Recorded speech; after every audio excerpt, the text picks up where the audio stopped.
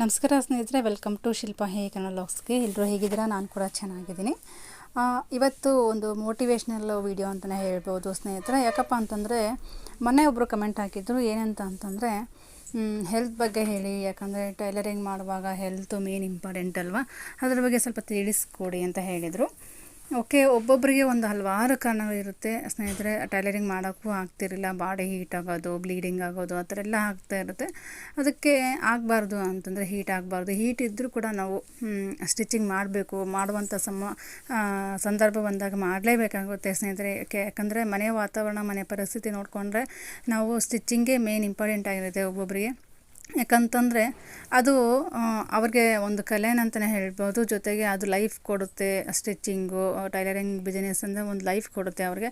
ಅದನ್ನೇ ಬಿಟ್ಬಿಟ್ರೆ, health issue ಆಗಿ ಅದನ್ನೇ ಬಿಟ್ಟುಬಿಟ್ರೆ ಪ್ರಾಬ್ಲಮ್ ಆಗುತ್ತೆ. ಯಾಕಂದರೆ ಜೀವನ ಮಾಡೋದಕ್ಕೂ ಕೂಡ ಕಷ್ಟ ಆಗುತ್ತೆ. ಹಂಗಾಗಿ ನಾವು ಬಾಡಿ ಹೀಟ್ ಆಗಬಾರ್ದು, ಹೆಲ್ತಿಯಾಗಿರಬೇಕು. ಜೊತೆಗೆ ಟೈಲರಿಂಗ್ ಕೂಡ ನಾವು ಬಿಡಬಾರ್ದು ಅಂತ ಅನ್ನೋದಾದರೆ ಒಂದಿಷ್ಟು ಟಿಪ್ಸ್ಗಳಿದ್ದಾವೆ ಸ್ನೇಹಿತರೆ. ನಾನು ಫಾಲೋ ಮಾಡುವಂಥ ಒಂದಿಷ್ಟು ಟಿಪ್ಸ್ಗಳಿದ್ದಾವೆ. ಅದನ್ನು ನೀವು ಕೂಡ ಫಾಲೋ ಮಾಡಿದರೆ ಕಂಟಿನ್ಯೂ ಆಗಿ ನೀವು ಸ್ಟಿಚಿಂಗನ್ನು ಮಾಡ್ಬೋದು. ಯಾಕಪ್ಪ ಅಂತಂದರೆ ನನ್ನೇ ತೊಗೊಳ್ಳಿ, ಹತ್ರ ನನಗೆ ಸ್ಟಿಚಿಂಗ್ ಮಾಡೋಕ್ಕೆ ಸ್ಟಾರ್ಟ್ ಮಾಡಿದಾಗ ಒಂದು ಚೂರು ಏನೂ ಆಗಿರಲಿಲ್ಲ. ಹೋದ ವರ್ಷ ಸ್ವಲ್ಪ ಸಮಸ್ಯೆ ಕಾಡಿತ್ತು ನನಗೆ. ಹಾಗಾಗಿ ನಾನು ಕೇರ್ ತೊಗೊಂಡೆ ಹೆಲ್ತ್ ಬಗ್ಗೆ.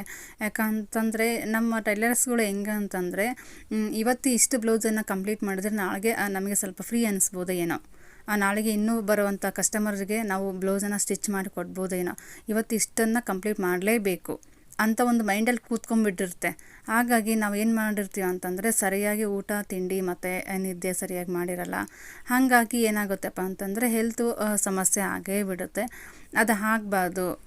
ನೀವು ಏನಪ್ಪ ಅಂತಂದರೆ ಟೆನ್ಷನ್ ತೊಗೊಳ್ಳಿ ಬೇಡನಲ್ಲ, ಬಟ್ ಕರೆಕ್ಟಾಗಿ ಟೈಮ್ ಟು ಟೈಮ್ ಊಟ ಮತ್ತು ನಿದ್ದೆ, ಜೊತೆಗೆ ಫುಡ್ ಇಂಪಾರ್ಟೆಂಟು ಸ್ನೇಹಿತರೆ. ಫುಡ್ ಯಾವ ರೀತಿ ತೊಗೊತೀವೋ ಅದೇ ರೀತಿ ನಮ್ಮ ಒಂದು ಬಾಡಿ ಕರೆಕ್ಟಾಗಿ ಮೂಮೆಂಟ್ ಆಗುತ್ತೆ ಅಂತಲೇ ಹೇಳ್ಬೋದು. ಓಕೆ, ಹೇಳ್ತೀನಿ ಏನು ಟಿಪ್ಸ್ಗಳಿದ್ದಾವೆ, ನಾವು ಫುಡ್ಡಲ್ಲಿ ಏನು ಚೇಂಜಸ್ ಮಾಡ್ಕೋಬೇಕಂತ ಹೇಳ್ತೀನಿ ಸ್ನೇಹಿತರೆ. ಮತ್ತು ನಾವು ಯಾವ ಟೈಮಲ್ಲಿ ಸ್ಟಿಚಿಂಗನ್ನು ಮಾಡಬೇಕು ಅಂತ ಕೂಡ ಶೇರ್ ಮಾಡ್ಕೊತೀನಿ. ಅದಕ್ಕೂ ಮುಂಚೆ ನನ್ನ ಒಂದು ಚಾನಲ್ ಯಾರೆಲ್ಲ ಹೊಸದಾಗಿ ನೋಡ್ತಾ ಇದ್ದೀರಾ, ಪ್ಲೀಸ್ ಸಬ್ಸ್ಕ್ರೈಬ್ ಮಾಡ್ಕೊಂಡು ನೋಡಿ. ಪಕ್ಕದಲ್ಲಿರುವಂಥ ಬೆಲ್ಲೈಕನ್ನ ಪ್ರೆಸ್ ಮಾಡಿ ಹಾಲ್ ಅಂತ ಸೆಲೆಕ್ಟ್ ಮಾಡ್ಕೊಳ್ಳಿ. ನಾನು ಹಾಕಿರೋಂಥ ಪ್ರತಿಯೊಂದು ವೀಡಿಯೋಸ್ ನಿಮಗೆ ನೋಟಿಫಿಕೇಷನ್ ಬರುತ್ತೆ. ಬನ್ನಿ, ಎಲ್ಲೂ ತಡ ಮಾಡೋದು ಬೇಡ, ಆ ವಿಡಿಯೋನ ಸ್ಟಾರ್ಟ್ ಮಾಡೋಣ. ಏನಪ್ಪ ಅಂತಂದರೆ ನಾನು ಫಾಲೋ ಮಾಡುವಂಥ ಒಂದಷ್ಟು ಟಿಪ್ಸ್ಗಳಿದ್ದಾವೆ. ಏನಪ್ಪ ಅಂತಂದರೆ ಫುಡ್ಡಲ್ಲಿ ಕರೆಕ್ಟಾಗಿ ನಾವು ಸೊಪ್ಪು, ತರಕಾರಿ, ಹಸಿ ತರಕಾರಿ, ಸೊಪ್ಪು ಮತ್ತು ಕರೆಕ್ಟಾಗಿ ತಿನ್ನಬೇಕಾಗುತ್ತೆ. ಅಂದರೆ ತಂಪಿನ ಒಂದು ಫುಡ್ ತೊಗೋಬೇಕಾಗುತ್ತೆ. ಇದು ರಾಗಿ ಗಂಜಿ ಆಗಿರ್ಬೋದು, ಎಳ್ನೀರು ಆಗಿರ್ಬೋದು, ಕಲ್ಲು ಸಕ್ಕರೆ ಮೇನ್ ಇಂಪಾರ್ಟೆಂಟು ಸ್ನೇಹಿತರೆ. ಕಲ್ಲು ಸಕ್ಕರೆ ಎಷ್ಟು ಇಂಪಾರ್ಟೆಂಟ್ ಅಂದರೆ ತುಂಬ ಇಂಪಾರ್ಟೆಂಟ್ ಕೊಡುತ್ತೆ ಅದು. ಕಲ್ಲು ಸಕ್ಕರೆ ತಂಪು ಕೂಡ. ಜೊತೆಗೆ ಬೆಲ್ಲ, ಸಕ್ಕರೆ ಬಳಸೋದಕ್ಕಿಂತ ಬೆಲ್ಲ ಬಳಸಿದ್ರೆ ಬೆಸ್ಟು. ಯಾಕಂದರೆ ಬಾಡಿ ಹೀಟ್ ಇರೋರು ಹೇಳ್ತಾಯಿದ್ದೀನಿ. ಯಾಕಂತಂದರೆ ಮುಂದೆ ಸಮಸ್ಯೆ ಆಗಬಾರ್ದಲ್ವ, ನಾವು ಸ್ಟಿಚಿಂಗ್ ಮಾಡ್ತಾ ಇರ್ತೀವಿ, ಹಲವಾರು ಸಮಸ್ಯೆಗಳು ಬಂದುಬಿಡುತ್ತೆ. ಹಾಗಾಗಿ ಆ ಥರ ಆಗಬಾರ್ದು ಅಂತಂದರೆ ಬೆಲ್ಲನ ಜಾಸ್ತಿ ಉಪಯೋಗಿಸಿ. ಬೆಲ್ಲ ಮತ್ತು ಯಾಕಪ್ಪ ಅಂದರೆ ಸೊಂಟ ನೋವು, ವೀಕ್ನೆಸ್ಗೆ ಸೊಂಟ ನೋವು ಅಂತ ಬರುತ್ತೆ. ಸರಿಯಾಗಿ ಊಟ ಮಾಡಿರಲ್ಲಲ್ವ, ಸೊಂಟ ನೋವು ಅಂತ ಬರುತ್ತೆ. ಅದೇನು ಬರೋದಿಲ್ಲ. ಏನಪ್ಪ ಅಂತಂದರೆ ನಾವು ತಿನ್ನುವಂಥ ಫುಡ್ಡಲ್ಲಿ ಕರೆಕ್ಟಾಗಿ ಶಕ್ತಿಯುತ ಆಹಾರನ ಸೇವನೆ ಮಾಡಿದರೆ ಖಂಡಿತವಾಗ್ಲೂ ಬ್ಯಾಕ್ ಪೇನ್ ಬರೋದಿಲ್ಲ, ಹೆಲ್ತ್ ಇಶ್ಯೂ ಕೂಡ ಆಗೋದಿಲ್ಲ. ನಾನು ಏನಪ್ಪ ಅಂತಂದರೆ ಸ್ವಲ್ಪ ಹೀಟಿ ಇರುವಂಥ ಪದಾರ್ಥಗಳನ್ನು ತಿನ್ನೋದು ಕಮ್ಮಿ. ಉಪ್ಪಿಟ್ಟಾಗಿರ್ಬೋದು, ಚಪಾತಿ ಆಗಿರ್ಬೋದು, ಆ ಥರ ಹೀಟ್ ಇರುವಂಥ ಪದಾರ್ಥಗಳು ಮನೆಯಲ್ಲಿ ಕಮ್ಮಿ ಮಾಡಿ ಆದಷ್ಟು ತಂಪಿರುವಂಥ ಒಂದು ಫುಡ್ಡನ್ನು ತೊಗೊಳ್ಳಿ ಖಂಡಿತವಾಗ್ಲೂ. ಜಾಸ್ತಿ ನಾನು ಹೇಳ್ದಂಗೆ ಎಳ್ನೀರು ಜೊತೆಗೆ ಕಲ್ಲು ಸಕ್ಕರೆನ ಜಾಸ್ತಿ ಕುಡಿಯೋದ್ರಿಂದ ಬೆಸ್ಟು. ಎಳ್ನೀರಲ್ಲಿ ಕಲ್ಲು ಸಕ್ಕರೆನ ಹಾಕಿಬಿಟ್ಟು ಕುಡಿಬೇಕು. ಅಂದರೆ ನೈಟ್ ಹೊತ್ತಲ್ಲಿ ಎಳ್ನೀರಲ್ಲಿ ನೈಟ್ ಹೊತ್ತು ನಾವು ಮಲಗ್ತೀವಿ ಅಂದಾಗ ಎಳ್ನೀರಲ್ಲಿ ಒಂದು ಸ್ವಲ್ಪ ಕಲ್ಲು ಸಕ್ಕರೆ ಹಾಕಿಬಿಟ್ಟು ಫುಲ್ ನೈಟೆಲ್ಲ ಬಿಟ್ಬಿಡಿ. ಮಾರ್ನಿಂಗ್ ಹಾಲು ಒಟ್ಟಿಗೆ ಏನು ತಿನ್ನಲಾರ್ದಂಗೆ ನೀವು ಅದು ಹಾಲು ಏನಿರುತ್ತೆ ಅಲ್ವ ಅದನ್ನು ಕುಡಿಬೇಕಾಗುತ್ತೆ. ಕುಡಿದ್ರೆ ಬಾಡಿ ಎಷ್ಟು ತಂಪು ಅನಿಸುತ್ತೆ ಅಂದರೆ ತುಂಬ ಒಂದು ತಂಪು ಅನಿಸುತ್ತೆ ಸ್ನೇಹಿತರೆ.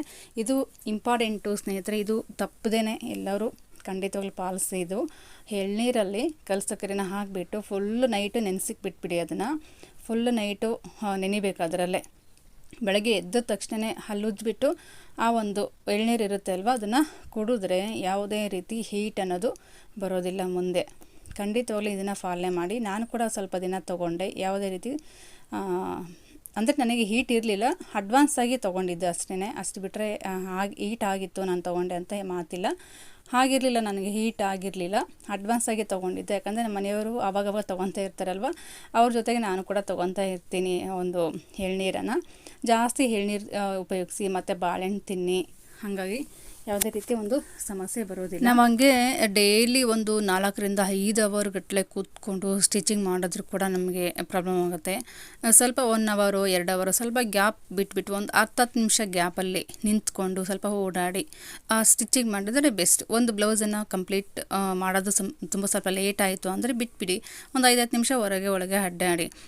ಇದೇನಪ್ಪ ನಾವು ಒಂದು ಇಡೀ 2 ತಾಸು ಗಟ್ಟಲೆ ಕೂತ್ಕೊಂಡ್ರೂ ಕೂಡ ಒಂದು ಬ್ಲೌಸೇ ಆಗಿಲ್ಲ, ಏನು ಮಾಡೋದು, ಕಂಪ್ಲೀಟ್ ಮಾಡಲೇಬೇಕು ಅಂತ ಮೈಂಡಲ್ಲಿ ಬಿಟ್ಟಾಕ್ಬಿಡಿ. ಒಂದು 2 ಅವರ್ ಆದರೂ ಕೂಡ ನೀವು 1.5-2 ಅವರ್ ಆಯಿತು ನಾನು ಮಿಷಿನ್ ಮೇಲೆ ಕೂತ್ಕೊಂಡು ಅಂತಂದರೆ ಒಂದು ಸ್ವಲ್ಪ ಆಚೆ ಈಚೆ ಒಂದು 5-10 ನಿಮಿಷ ಓಡಾಡಿದರೆ ಬೆಸ್ಟು, ನಿಮಗೆ ಫ್ರೀ ಅನಿಸುತ್ತೆ. ಯಾಕಂತಂದರೆ ಅದು ನಮಗೆ ಕೆಬ್ಬಿನಾಂಶ ಅಲ್ಲವ ಇರೋದು ಮಿಷನ್ನು, ಹಾಗಾಗಿ ನಮಗೆ ಪ್ರಾಬ್ಲಮ್ ಅನ್ನೋದು ತಂದುಬಿಡುತ್ತೆ, ಬಾಡಿ ಹೀಟ್ ಆಗಿಬಿಡುತ್ತೆ. ಅದಕ್ಕೋಸ್ಕರ ಬ್ಲೀಡಿಂಗ್ ಏನಪ್ಪ ಅಂತಂದರೆ ತಿಂಗಳಲ್ಲಿ ನಾವು ಡೇಟ್ ಹಾಕ್ತೀವಲ್ವ, ಆವಾಗ ಕರೆಕ್ಟಾಗಿ ಒಂದು 2 ಡೇಸ್ 3 ಡೇಸ್ ನೀವು ಮಿಷಿನ್ ಮೇಲೆ ಕೂತ್ಕೋಬಾರ್ದು. ಅದು 3 ಡೇಸ್ 2 ಡೇಸ್ ನಾವು ಕೂತ್ಕೊಂಡ್ವಿ ಅಂದರೆ ಸ್ವಲ್ಪ ಸಮಸ್ಯೆ ಆಗುತ್ತೆ. ಆ ಒಂದು 2 ದಿನ ನೀವು ಬಿಟ್ಬಿಡಿ, ಆಮೇಲೆ ನೀವು ಸ್ಟಿಚಿಂಗನ್ನು ಮಾಡಿ. ಅಂದರೆ ನಿಮ್ಮ ಒಂದು ಬಾಡಿ ಹೀಟ್ ಇದೆ, ಏನು ಮಾಡೋದಪ್ಪ ಅನ್ನೋರು ಮಾತ್ರ ನಾನು ಹೇಳ್ತಿರೋದು. ನಮಗೆ ಆರಾಮಾಗಿದ್ದೀವಿ, ಬಾಡಿ ಹೀಟ್ ಇಲ್ಲ, ಏನಿಲ್ಲ, ಆರಾಮಾಗಿ ನಾವು ಸ್ಟಿಚಿಂಗ್ ಮಾಡ್ಬೋದು ಅಂತ ಅಂದರೆ ನೀವು ಫುಲ್ಲು ತಿಂಗಳೆಲ್ಲ ನೀವು ಆರಾಮಾಗಿ ಹೊಲಿಬೋದು, ಡೇಟ್ ಆದಾಗ ಹೊಲಿಬೋದು, ಏನೂ ಆಗೋದಿಲ್ಲ. ಬಟ್ ಹೀಟ್ ಆಗ್ತಾಯಿದೆ ಅಂದಾಗ ನೀವು ಸ್ವಲ್ಪ 2 ದಿನ ಅವಾಯ್ಡ್ ಮಾಡಿ, ಡೇಟ್ ಆದಾಗ ನಾನು ಹೇಳ್ತಾ ಇರೋದು. ಆ ಫುಡ್ಡಲ್ಲಿ ಇನ್ನೊಂದು ನೀವು ಚೇಂಜಸನ್ನು ಮಾಡ್ಕೋಬೇಕು. ಏನಪ್ಪ ಅಂತಂದರೆ ತಲೆಗೆ ನಮಗೆ ತಂಪು ಕೊಡುತ್ತೆ. ತಲೆಗೆ ಏನನ್ನು ಹಚ್ಚಬೇಕು ಅಂತಂದರೆ ಜೊತೆಗೆ ನಮಗೆ ಹೆಲ್ತ್ ಕೂಡ ಕರೆಕ್ಟ್ ಆಗುತ್ತೆ, ಮತ್ತು ನಮ್ಮ ಹೇರ್ಸ್ ಕೂಡ ತುಂಬ ಲಾಂಗ್ ಬರುತ್ತೆ, ದಪ್ಪ ಕಟ್ಟವಾಗಿ ಬರುತ್ತೆ. ಈ ಒಂದು ಬಳಸಿದರೆ, ಈ ಒಂದು ಪದಾರ್ಥನ ಬಳಸಿದರೆ ಏನಪ್ಪ ಅಂತಂದರೆ ಮೆಂತೆಕಾಳು ನೆನೆಸ್ಬಿಟ್ಟು ಅದರಲ್ಲಿ ಮೆಹಂದಿ ಸೊಪ್ಪು ಇರುತ್ತೆ ಅಲ್ವಾ ಸ್ನೇಹಿತರೆ, ಮೆಹಂದಿ ಸೊಪ್ಪು, ದಾಸವಾಳದ ಎಲೆ 3 ಮಿಕ್ಸ್ ಮಾಡಿ, ಮೆಂತೆಕಾಳು ನೆನೆ ಹಾಕಿರ್ತೀರಲ್ವ ಅಷ್ಟನ್ನು ಸೇರಿಸಿ ಮಿಕ್ಸಿಗೆ ಹಾಕ್ಕೊಂಡು ಪೇಸ್ಟ್ ಮಾಡಿಕೊಂಡು ತಲೆಗೆ ಹಚ್ಚಿದರೆ ತಲೆ ಕೂಡ ತಂಪು ಅನಿಸುತ್ತೆ, ಜೊತೆಗೆ ಹೇರ್ ಕೂಡ ತುಂಬ ಲಾಂಗಾಗಿ ಬರುತ್ತೆ, ತುಂಬ ಚೆನ್ನಾಗಿ ಬರುತ್ತೆ. ಆವಾಗ ನಮ್ಮ ಬಾಡಿ ಹೀಟ್ ಅನ್ನೋದು ಬರೋದಿಲ್ಲ. ಯಾಕಪ್ಪ ಅಂದರೆ ದಾಸವಾಳ ಎಲೆ ತಂಪು, ಮೆಹಂದಿ ಸೊಪ್ಪು ಕೂಡ ತಂಪು, ಜೊತೆಗೆ ಮೆಂತೆಕಾಳು ಕೂಡ ತಂಪು, 3 ಕೂಡ ತಂಪು ಕೊಡುತ್ತೆ ನಮಗೆ. ತಿಂಗಳಲ್ಲಿ ಒಂದು 2 ದಿನ ಆದರೂ ನೀವು ಮಾಡಬೇಕಾಗುತ್ತೆ. ತಿಂಗಳಲ್ಲಿ ಒಂದು 2 ಟೈಮ್ ಆದರೂ ನೀವು ಮಾಡಿದರೆ ಬೆಸ್ಟ್ ಅಂತಲೇ ಹೇಳ್ಬೋದು ಸ್ನೇಹಿತರೆ.